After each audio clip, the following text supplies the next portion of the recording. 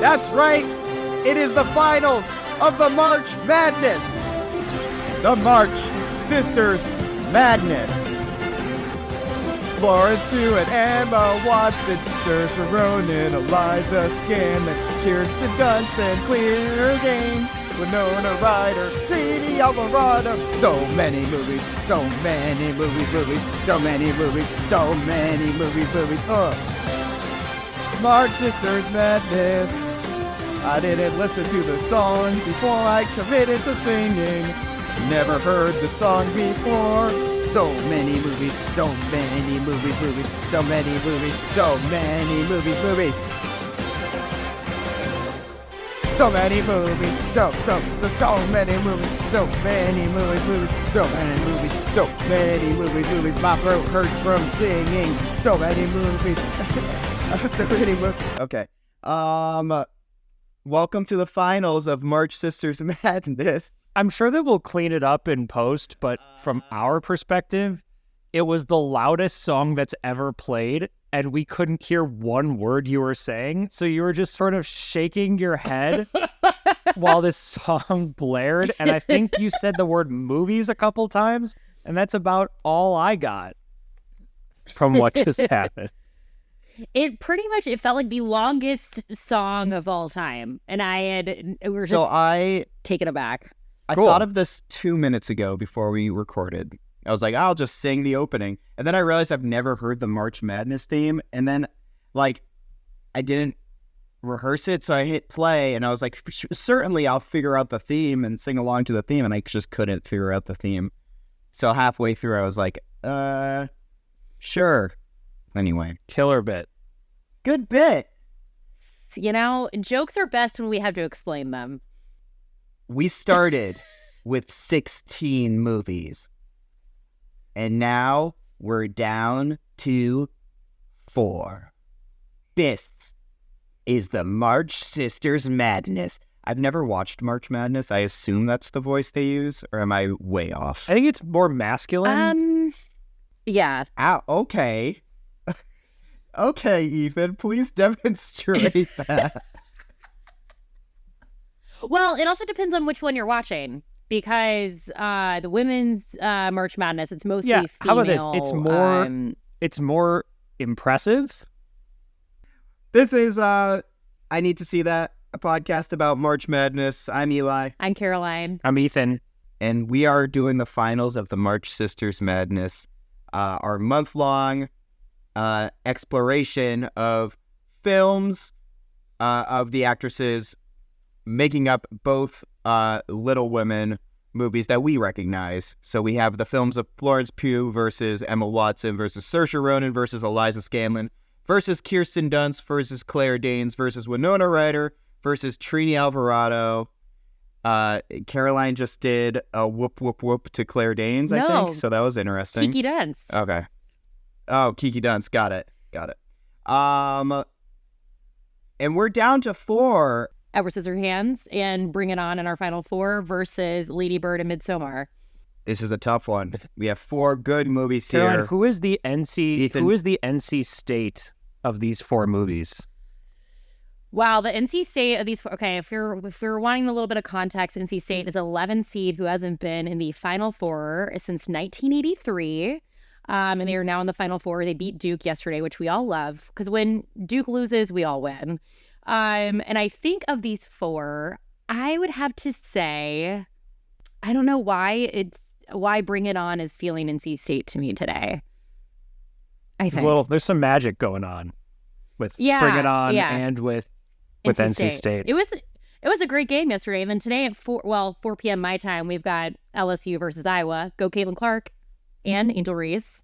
Well, you can't root for both of them. You have to pick one, and that's what we're going to do today. We are going to pick one of these movies on either side of the bracket to go to the finals. Eli, do you know anything about basketball? Hi. No, I want everyone to know that the second Ethan and Caroline started talking, I finished 3 cookies and drank the rest of my Dunkin' Donuts cold brew. What kind of cookies? Why I made cow plop cookies, so they're chocolate peanut butter oatmeal. Okay, and of these movies, which ingredient does each match Of off these with? movies, which ingredient? Each- Good start. which This is a great ingredient start does to it this each- question. What is the movie cold match up brew with? of these final? I would say peanut butter is an elite ingredient, so I'd throw that around Ladybird.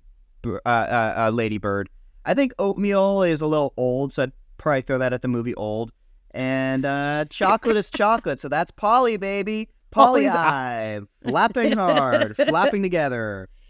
Does Polly come back? You know what's a really bad movie? Polly. I talked it up so much in that one episode, and I rewatched it, and it's really annoying. It's a really annoying movie. I watched all 4 movies, bringing on Edward Scissorhands, Lady Bird, and Midsommar. And my biggest takeaway is both Edward Scissorhands and Bring It On are so much fun and have few problematic moments. Lady Bird is a masterpiece, and Midsommar only gets better every time I watch it. This is going to be very hard. That's my takeaway. This is going to be a very hard conversation between the 4 movies that we have left. It's nice that the 4 movies I'm realizing, with Edward Scissorhand maybe being the exception, are very focused on women, and that some of the best movies of these actors' careers who were in Little Women, which is certainly female-driven movie, have also done a lot of other, sort of great leading roles, female-driven movies in their careers. Yeah, I think I would say if we're thinking about these 4 specific actors we have left, so we have Saoirse, we've got Flo, we've got Kiki, and we've got Winona. And thinking about each of their careers, and obviously they're in very different stages of their careers as well. It's like they've all picked very interesting projects. And I think that have ranged from doing these like very heartfelt movies, but we have action amongst them. We have epics. We have these smaller indie films. And it's like very interesting to kind of see these 4 that we have left. Especially, I saw Ex Machina for the first time on Wednesday in IMAX, and they did a preview for Civil War afterwards in an extended clip. And I'm like even more excited to see this movie because I think this is, again, very different than anything else Kiki has done previously, and I'm excited. Let's kick this off. And let's start.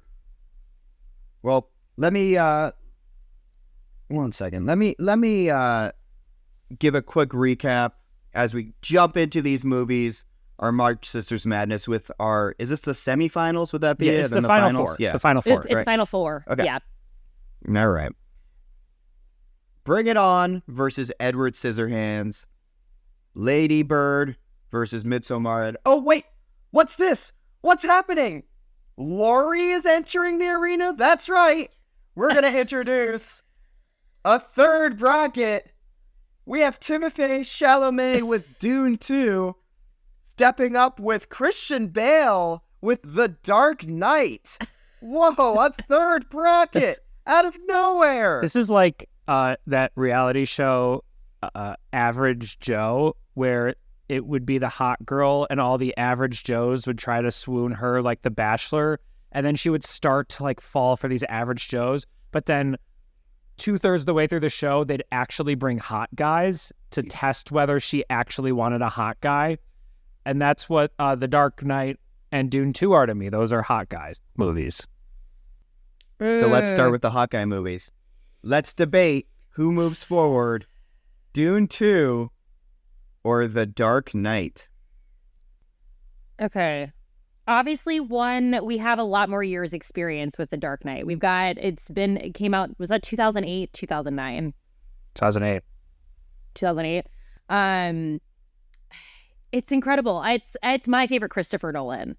Even after all this time. And I saw it again in theaters for the first time since maybe 2008 last year.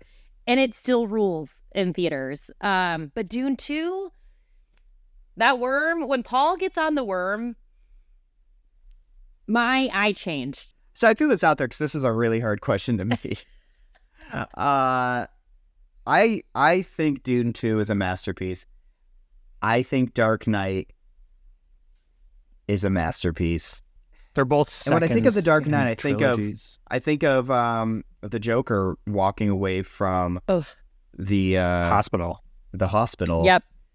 Or I think about Two-Face going, Rachel, no, Rachel, no. which is, come on, that was pretty good. That was pretty good. That was pretty acting, That's right? good. Okay, okay. Thank Here's you. what I'll say. Call myself Meisner. What I have going against The Dark Knight is my consistent argument about Christopher Nolan. He cannot write women. And Rachel, that part, there is nothing going for Rachel Dawes in Dark Knight. No, Rachel, Rachel. Flaws and all, it's The Dark Knight. The Dark Knight remains the best superhero movie. What are we, 15 years later? It's not even close. Marvel has never put out anything as good. DC built a whole universe around the idea that Nolan introduced. Not one of those movies even came close. It's a cop movie that happens to have Batman in it. It's The Dark Knight. It changed Hollywood, and it's featured the best villain. It's the most fun effects. I watched The Flash this weekend. The polar opposite of The Dark Knight. Just a visual vomit. The Dark Knight looks so good. It was the right moment for this awesome director. I think Villeneuve will get his at some point, but Nolan winning Best Director this year, the whole Oppenheimer moment starts with The Dark Knight. It really starts with The Dark Knight. So I think maybe it's recency bias against Dune 2, but Dark Knight remains one of my favorite movies. I move on Dark Knight as well. For all the reasons Ethan just said, but also for the lovely face of David Desmalchin, star of probably my favorite movie of the year so far, Late Night with the Devil. I'm seeing it in 2 weeks. I can't wait. He pops up in The Dark Knight, and I love him. Okay, anything he's in, we'll move forward. All right, well, in defense of Dune 2, for the Dune heads out there, I will say, as someone who knew nothing going into these movies, I can't think of any movie that I've seen in the last several years that compares to the experience of seeing Dune 2 and what Villeneuve has done with that franchise. And visually, you feel like you're taken into the world, like you're in the desert. You're feeling every aspect from it, from the sound design to the production. And every single person in that movie is at the top of their game. And lest we forget, Queen Rebecca Ferguson, incredible, so unreal. Zendaya, amazing. Christopher Walken, amazing. Austin Butler giving a villain performance. But I also love Dark Knight. I'm happy with either one, but we gotta give the flowers to Dune 2. When The Dark Knight came out, I was a projectionist, and it was 16 millimeter film, physical film that we would lace up through a projector. And it was 17 different movie theaters, and every night the movie theaters would change. So me being the projectionist, I had to carry this giant platter of film from one projector to another, sometimes upstairs, sometimes downstairs. And The Dark Knight was so long that it weighed probably 150 pounds. So I was carrying it after close one night, and I dropped it, and it just exploded into spaghetti. And I called my manager. I was like, what do I do? And he's like, buckle up. You undo it. So literally from 9 p.m. until I think about 7 a.m., I was sitting there just unbinding this whole thing of spaghetti that was The Dark Knight. And yet, I still vote it in. The Dark Knight wins. Speaks very highly of that movie. Wow. That's an awful story. That's horrible. Not like awful as in you told it well. That was an awful story. You told it well. It's like an awful situation. I felt it. I felt like I was there. Yeah. Spooling film.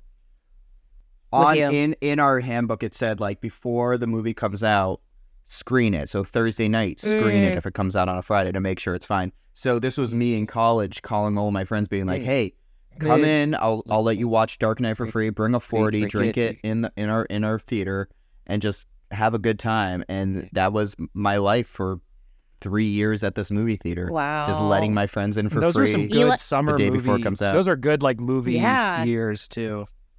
Eli's Movie Club. Oh, yeah. I have stories. Somebody got shot during Curious Case of Benjamin Button. That's a terrible story. Oh God. I mean, like a terrible damn it. scenario. That's what I felt like I was there getting shot.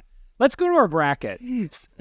Yeah, okay. So, Dark Knight moves forward in our wild card bracket. But now we're going to our official bracket. And I'm going to start with this one. Bring It On versus Edward Scissorhands. Discuss. Caroline, do you want me to go first? Yeah, you go first, Ethan. I think that Yeah, I think it's important we get a male perspective. I asked the female for permission. That was consent, ladies and gentlemen. That was consent.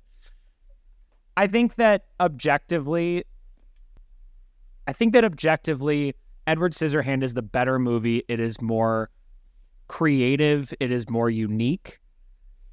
But there is a very small category of movie that I am speaking as a male in like the late 90s, early 2000s that just broke through in a way that felt generational defining, felt like you have to be somebody to see this movie, that was funny enough, that was meaningful enough as a guy. You know, Mean Girls is, in my mind, the highest on that list of movies. I think Clueless is on that list of movies, and I think Bring It On and Legally Blonde would round out sort of the Mount Rushmore of late 90s, early 2000s, adolescent years movies. And as a boy, like, those would be girl movies. 12-year-old Ethan would call Bring It On a girl movie, and 12-year-old Ethan thought Bring It On was great. And still to this day, it is still funny. Yeah, there are problems with it, but it really kind of it did bring me back to this place when I was that age and seeing this in like friends' basements. It's just an important movie for people our age. So I think that, again, acknowledging Edward Scissorhands probably the better movie, this is sort of the Duke NC State moment where Bring It On is able to, they got the rebounds, they made the assists, they shot their free throws percentage perfectly, and I would put Bring It On through. Now, I watched... Oh, go ahead, Okay, Caroline. I was going to say, to come in for these, I've got the ball from Ethan, and he gave me the assist. Here's what I'll say, like, what I felt after rewatching this weekend.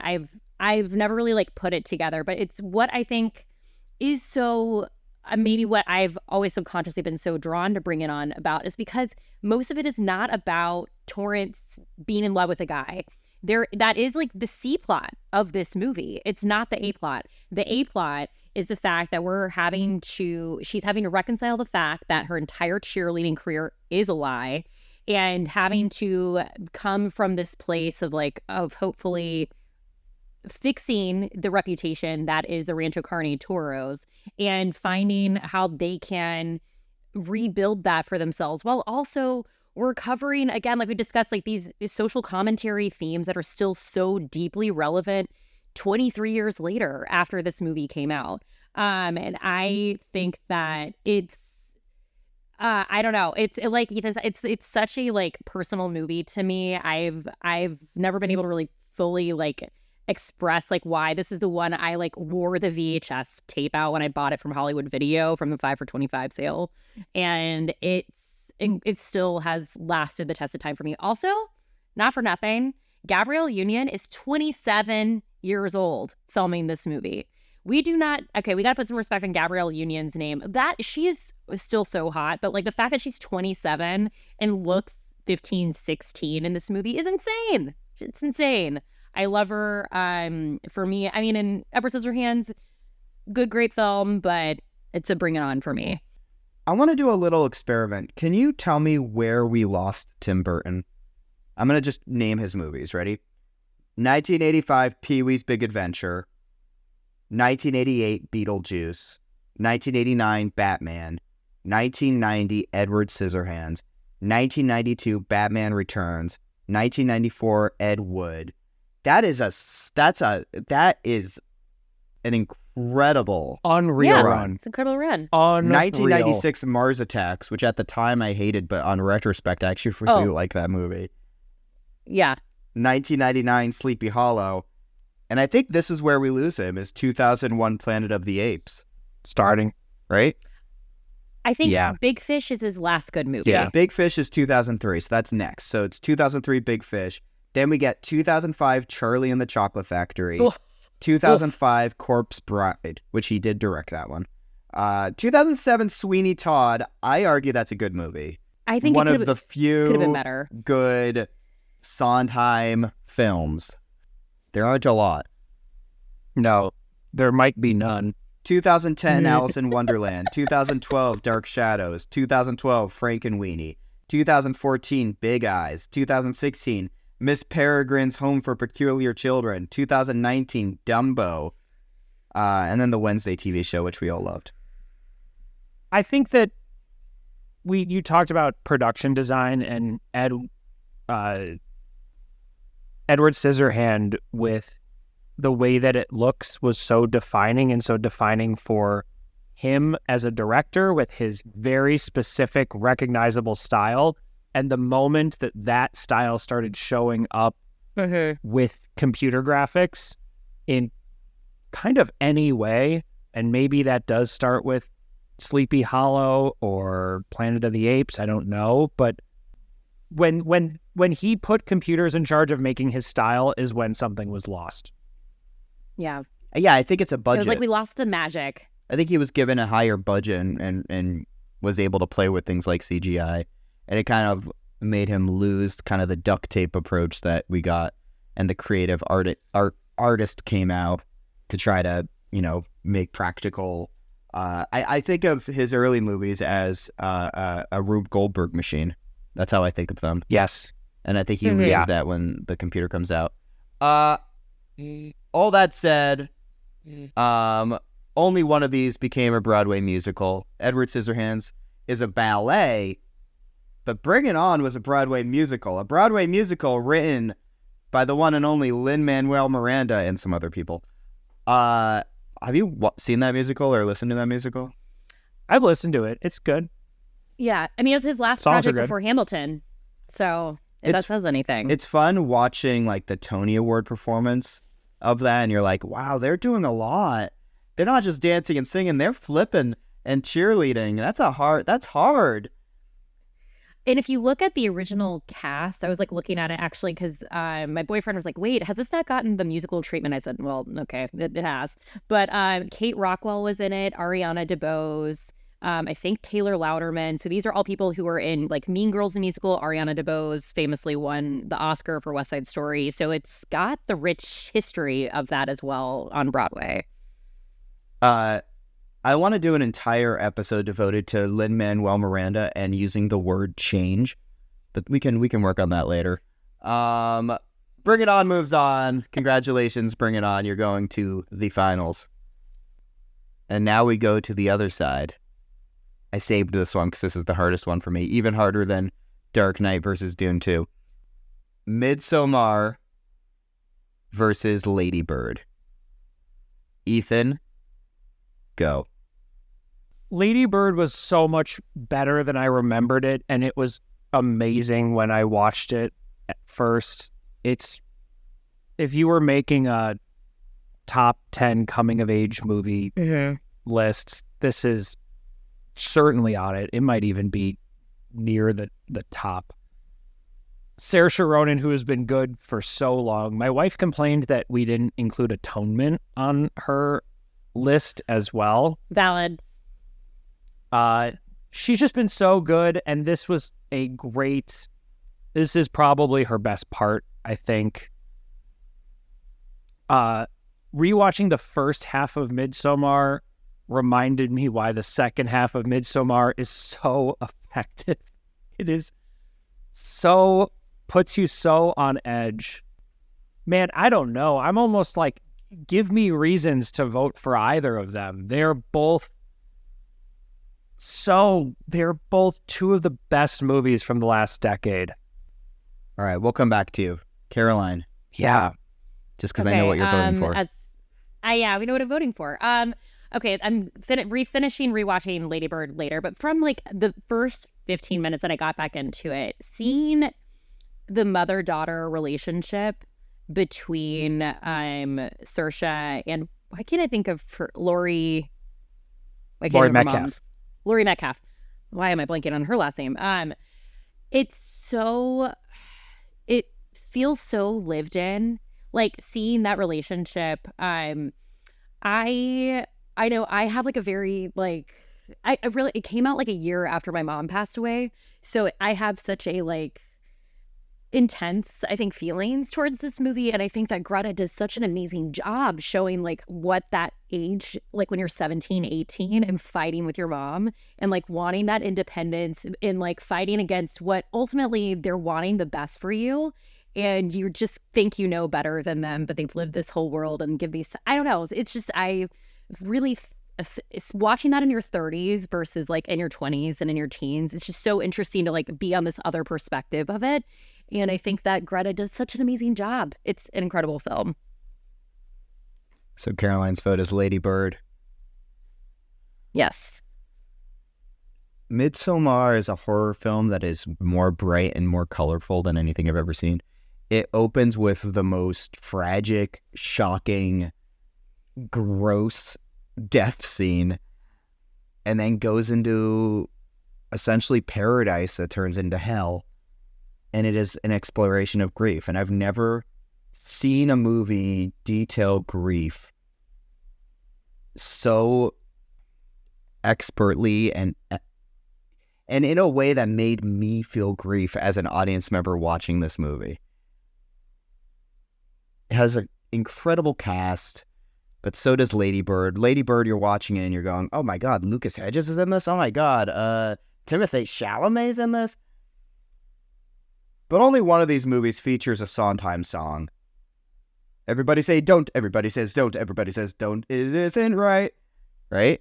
It actually features three.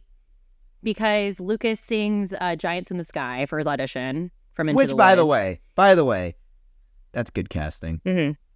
Lucas playing Jack from Into the Woods, that's good casting right there.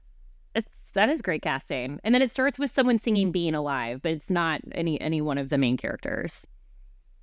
So 3 Sondheims. And they're doing a production of Merrily We Roll Along. Greta and Noah love them some Sondheim. I know. That scene in Marriage Story where they're singing Being Alive. So good. Ethan, has this helped you? Because I'm trying to buy time so I don't have to say one. I'll take one detour. If you were to say of the new prominent directorial voices that have emerged in the last couple of years, and I think that does mean like they couldn't have made more than 3 or 4 movies, where would you put Ari Aster and Greta Gerwig? Like to me, they seem like they would really be arguably 1 and 2. Yeah, they'd be 1 and 2. I don't know who else. I don't know who else counts. Jordan Peele is on that list. Mm-hmm. I think that I would slide him below these 2. I don't know who's on that list, but I can't think of anyone I would put higher than which is essentially to say their body of work is excellent and exciting and new, and I cannot wait to see what they do next. And these are the 2 that just go at the top. Yeah, and looking at it that way, Greta's my number 1. I agree with that 1, 2, 3. Jordan Peele's a little harder, but to put 3 versus 2. But Ari Aster's just so good. I would put Greta number 1, and I would vote Lady Bird up as much as it pains me because I love Midsommar. Lady Bird is her masterpiece. Yeah, Lady Bird is her best movie, and she is the most interesting director under the age of whatever she is years old. Or under 4 movies made. So I think I also pick Lady Bird. And I think it's also interesting to think about, so Lady Bird came before Little Women. So it's like also like fascinating to think it was and the way that she, thinking about her Little Women, it's so again, she made Amy likable, which is an impossible feat. If we're talking about this again in the scope of our March Madness, we're not doing the two, but and to go from that to Barbie, I think is such an interesting, like, they're all different in very different ways, and I'm curious to see what else, like, what her Narnia is about to look like, because I think that's her next big project. She's adapting one of the Narnia books. Yeah, she's doing Narnia next. I think 2 Narnia movies. Yeah. I will watch them because Greta Gerwig directed them. I guess I wish that she was making something else. So my question, if you could pick Greta's next projects, what would you pick? Knowing that Ari Aster's next project is a Western / maybe a horror movie, which sounds awesome. I want to see a Greta musical. I already said that. Yes. I was just about to say the same thing. I want to see a Greta musical. She could do an interesting sound, like maybe do. I mean, if Linklater wasn't already doing Merrily We Roll Along, I would love to see her put her touch on that. So Lady Bird moves on, and we have in our main bracket Lady Bird versus Bring It On. In our side bracket, The Dark Knight and who's walking in the door? It is Father March. Oh no, so we're gonna do Bob Odenkirk in Nobody versus I thought you were going to Matthew bring Walker up Meryl Streep. versus Matthew Walker in 2006's The Wicker Man. Who's going to move? Ethan is so done with this bit. Who's going to move forward, Ethan? You could at least done Susan Sarandon versus Laura Dern. This is Oh, what movies would you pick? Susan Sarandon versus Laura Dern. Bull Durham. Her best movie. We got Stepmom, Rocky Horror. Bad Rocky Horror. Bull Durham. Calm down, baseball. We get it. We get it, Ethan. We get it. So Laura Dern is sporty. obviously Jurassic Park, and that obviously wins. Jurassic Park versus Rocky Horror Picture Show. Jurassic Park. That is No debate needed. Get out of here, theater kids. It's Jurassic Park. Wow. But also, wow, you've also got Tim Curry coming down, looking so hot as Dr. Frankenfurter. Oh my God. Yet a raptor eating people. It's Jurassic Park. You have Meatloaf coming in on Yeah, Ethan, think about Meatloaf. I don't. I actually don't think about Meatloaf. on a motorcycle. Let's go on to the finals. We have oh my God. Freudian Yeah, slip. that was the Freudian slip. Going into the finals, we have Lady Bird versus Bring It On. Ooh, who's going to win? Oh no. Can you feel that anticipation? Jurassic Park. Jurassic Park is a better movie. It's just a jump to the left. Lady Bird versus Bring It On. Step to Go. the right. This is like choosing between your children. Okay. I think it's very hard. Well, because also I can't say I remember who the director is of Bring It On. That is, we have to say, like, if we're going like brass tacks between the two, autorially, Greta, it's Greta's masterpiece. Real quick, Bring It On, directed by Peyton Reed, famous for doing Ant-Man. No and way. Ant-Man and Wasp. Really? And Ant-Man and Quantumania. And some episodes of The Mandalorian. A bunch of episodes of New Girl. Okay. The movie Yes Interesting. Man. The movie The Breakup. The movie Down with Love. Remember Oh. Down with Love? Like the Ewan McGregor. Down with Love, Renee yes. Zellweger. And Renee Zellweger. Yeah. Yeah. Anyway. Underrated. And who wrote Bring It On? It wasn't Jessica Bettinger, who also did the movie Stick It. Ooh, Aquamarine. Remember Aquamarine? I She remember wrote Stick It. I loved. First Daughter. Oh, with Katie Holmes? Oh, this is big. A few episodes of Sex and the City. Which episodes? She also was a creative consultant on Sex and the City. Ooh, This is Okay. intriguing. We might need to get her on the pod. Ethan might need to go first. I don't know that I have a big answer for this one right now. I thought I had a week to prepare. And I'll go first. If NC State somehow gets through the next round, somehow puts together another miracle win, there's no way that they are winning the championship. And unfortunately, this is where the magic ends for Bring It On. It is a generation-defining movie, but Lady Bird is Greta Gerwig's best movie. It is a movie I think about often. Ever since I learned I was going to become a parent, I think about this movie. Yeah. And it really is just one of the best movies of the century so far. As fun as Bring It On is, and it is maybe the height of how fun movies can be, Lady Bird's the better movie, and Lady Bird should win this bracket. It's also upsetting to think, as I was remembering, I saw Lady Bird in a double feature on Christmas Day, being the other movie was the fish fucking movie, The Shape of Water. And it's really upsetting to think about how that was to Shape of Water at the Oscars that year. A movie that all I can remember is when like Octavia Spencer asks her if she had sex with a fish. Does anyone else remember anything else from Shape of Water? Michael Shannon. I actually remember Richard Jenkins. Richard Jenkins, Michael Shannon. Yeah. I think that Shape of Water is a good movie, and I think that Guillermo. Oh, I was just looking up who else was nominated that year. I think that Guillermo del Toro deserved his Oscar the way that Nolan deserved his Oscar. It's a better movie. It's probably a better movie than we all remember in the way that sort of the internet took hold of the fish fucking movie. But yeah, Lady Bird should have won something that year.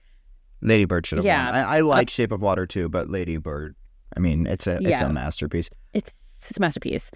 In my defense for Bring It On, though, I have teased this that I still remember most of the lyrics to the opening cheer, and I feel like this is the time in the finals that I bust this out at a Hail Mary. 10 seconds left. We got to put a timeout on the floor. We got to get our best player out there so we can get in the paint, get a 3-pointer. We'll see how far I get through all of this from memory. If you know the cheer, tune in, chime along, because this movie has much like Parent Trap has been seeped into the pores of my brain. And I wish I had more space for useful things, but for that, it's the Bring It On opening cheer. So in my Hail Mary attempt, even though we know this is a Lady Bird win, I gotta still put up a strong fight for Bring It On. Okay. This is the most mortifying thing. Okay. All right. I'm sexy. I'm cute. I'm popular to boot. Or bitchin'. Great hair. The boys all wanna stare. I'm wanted. I'm hot. I'm everything you're not. We're pretty. We're cool. We dominate the school. Who am I? Just guess. Guys wanna touch my chest. Or major. I roar. We swear I'm not a whore. We cheer and we lead. We act like we're on speed. Hate us cause we're beautiful. Well, we don't like you either. We're cheerleaders. We are cheerleaders. And that's where I will stop. That was awesome. Way to go. No. Thank you. That was wonderful. Thank you. Thank you for sharing that. Ethan, where is your cheer?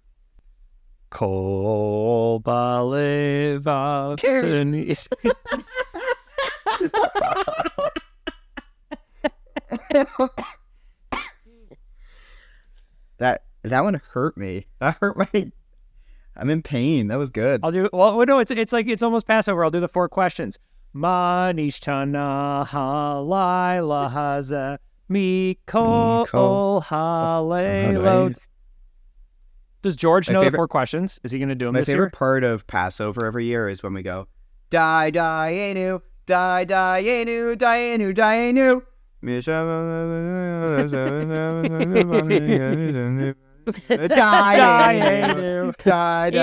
It's like every year. What are we doing here? Lady Bird wins. We knew this from day one. Lady Bird's the winner. I did read a fun fact that Greta Gerwig filmed the prom scene in a prom dress. Oh, I love that. That's great. Yeah. Good fact. Yeah.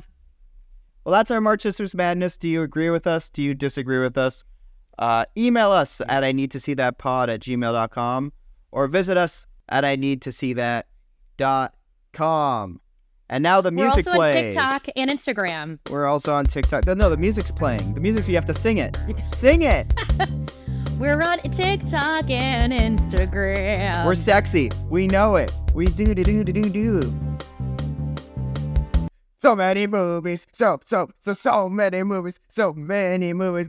So many movies. So many movies. My throat hurts from singing. So many movies. So many movies. Okay.